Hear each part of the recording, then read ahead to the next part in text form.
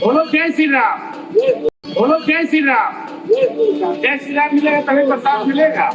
जी हाँ, आप बिल्कुल ठीक सुन रहे हैं। जय श्री राम मिलेगा तभी प्रसाद मिलेगा। बोलो जय श्री राम। दोस्तों, अभी आपने जिस वीडियो का ये छोटा सा अंश देखा है, ये वीडियो संभवतः उत्तर प्रदेश के सिद्धार्थ नगर का है। वहाँ के एक बीजेपी नेता ने भंडारे का आयोजन किया था।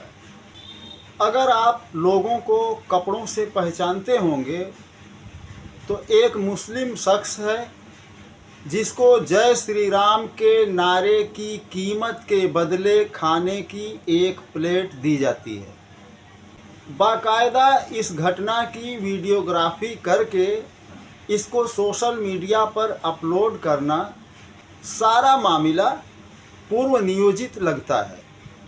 ये लोग उसी गिरोह से आते हैं जिस गिरोह के लोग सरकारी अस्पतालों में मरीज़ों को 5 रुपए का एक बिस्कुट का पैकेट थमाकर उसका वीडियो बनाते हैं और फिर बिस्कुट का पैकेट उनके हाथ से ले भी लेते हैं और गलती से ये सीन भी शूट हो जाती है और अपलोड भी हो जाती है।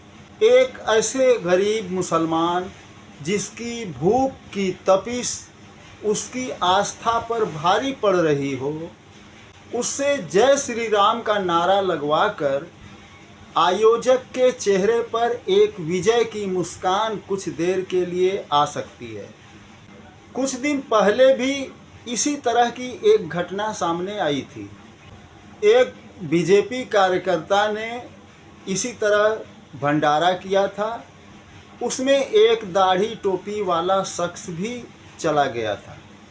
उस शख्स को खाना दिए बगैर ये कहकर भगा दिया गया कि इस भंडारे में मुल्लाओं को खाना नहीं दिया जाएगा। इन सब घटनाओं के क्या असरात हैं और पूरी दुनिया में क्या मैसेज पहुंचा, मैं इस वीडियो में इस विषय पर बात करना चाह रहा हूं। पिछले साल की प्रयागराज में कुंभ की घटना आपको याद होगी। उत्तर प्रदेश मुख्यमंत्री योगी आदित्यनाथ ने मुसलमानों को कुंभ मेले से दूर रहने की पहले ही धमकी दे रखी थी। मेला लगता है, पहले तो कुछ आग लगने की घटनाएं होती हैं, कई टेंट जल जाते हैं, फिर एक दिन बहुत भयंकर भगदड़ मचती है। इस भगदड़ में इतने सारे लोग मारे जाते हैं कि ठीक से उनकी गिनती भी नहीं की जा सकी। श्रद्धालु मजबूर हो जाते हैं कहीं पनाह लेने के लिए। तो प्रयागराज के कुछ मुसलमानों ने अपनी मस्जिदें, मदरसे, दरगाहें और अपने घरों के दरवाजे श्रद्धालुओं के लिए खोल दिया। उन्हें शरण देते हैं, खाना पानी देते हैं, साथ में स्नेह और सम्मान वगैरह भी। पंजाब बाढ़ विभीषिका कोई पुरानी घटना नहीं है, अभी पिछले साल की ही घटना है। एक बूढ़ी मुस्लिम महिला बाढ़ पीड़ितों की किस तरह मदद करती है, ये अपने आप में एक दुर्लभ मिसाल बनकर रह जाती है। बूढ़ी महिला ने अपनी ज़मीन जायदाद बेचकर हज के लिए पैसा जमा कर रखा था और इसी साल हज में जाने का उसका इरादा भी था, मगर सिख और हिंदू भाइयों की बाढ़ में तबाही देखकर उसका दिल पसीज जाता है और सारा जमा किया हुआ पैसा इन लोगों की मदद में खर्च कर डालती है और हज का इरादा वो तर्क कर देती है। गरीबों की मदद करना और दान दक्षिणा देना, मैं समझता हूँ लगभग सभी धर्मों की मूल शिक्षाओं का हिस्सा है। ईसाई अस्पताल और स्कूल खोलते हैं और मुसलमान ज़कात और सदका देते हैं और सिख लोग लंगर चलाते हैं। सबका अपना अपना तरीका है, मगर बग़ैर धार्मिक भेदभाव के, क्योंकि दीनी तालीमात में गरीब और भिखारियों को धर्म की परिधि से बाहर रखा गया है।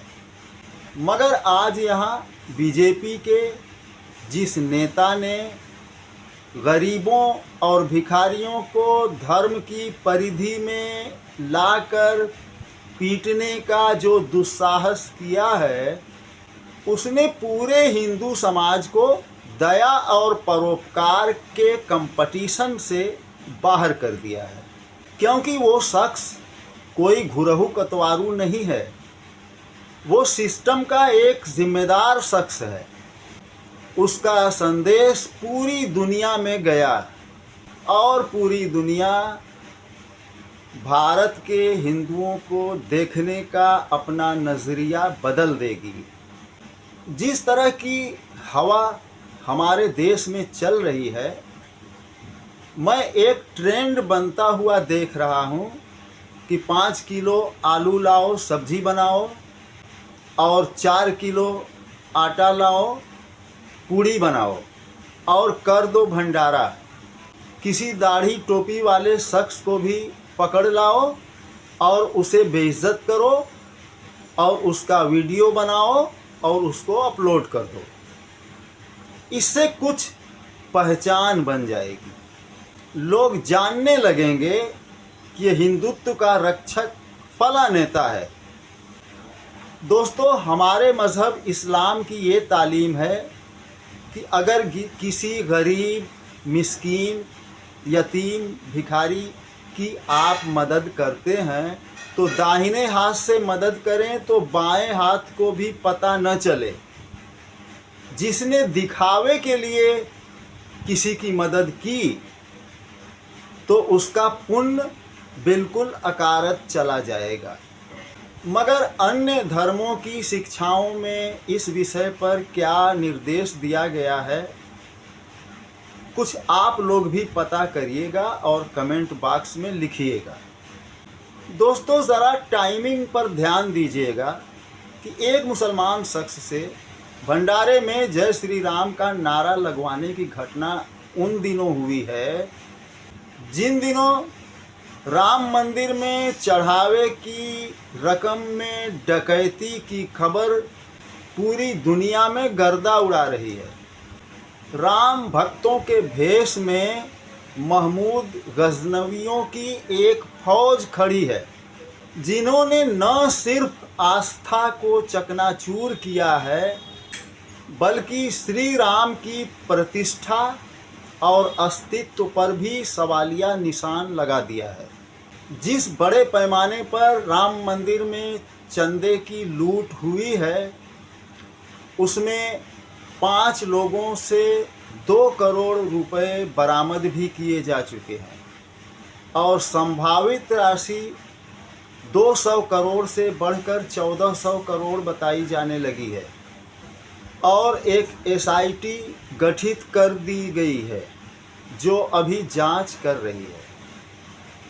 और सबसे आश्चर्यजनक बात यह है कि अभी तक किसी के ऊपर FIR दर्ज नहीं किया गया है। बगैर FIR के SIT का गठन कर दिया गया है। शुरू में तो बीजेपी के लोगों ने सोचा कि लोगों को डरा धमका कर इस खबर को हम दबा देंगे। बीजेपी के एक जिम्मेदार नेता का बयान आया था कि जो लोग राम मंदिर चंदे की अफवाह फैला रहे हैं उनके खिलाफ सख्त कार्रवाई की जाएगी। बहरहाल, अखिलेश यादव के ट्वीट के बाद दैनिक जागरण जैसे बड़े अखबार में खबरें छप जाना और फिर उसके बाद अन्य अखबारों में खबरें छप जाने से ये खबर दब नहीं सकी। अब तो मथुरा से भी इसी तरह की खबर आने लगी है। योगी आदित्यनाथ को खून से लिखे हुए खत आने लगे हैं। किसी YouTube के चैनल ने एक वीडियो बनाया था, उसमें थंबनेल में ये टाइटल दिया था कि अयोध्या तो झांकी है, काशी मथुरा लूटना अभी बाकी है। दोस्तों, इस वीडियो में बस इतना ही। मैं अपनी बात ख़त्म करता हूँ। मिलता हूँ अगले वीडियो में एक नए विषय के साथ। जय हिंद, जय भारत।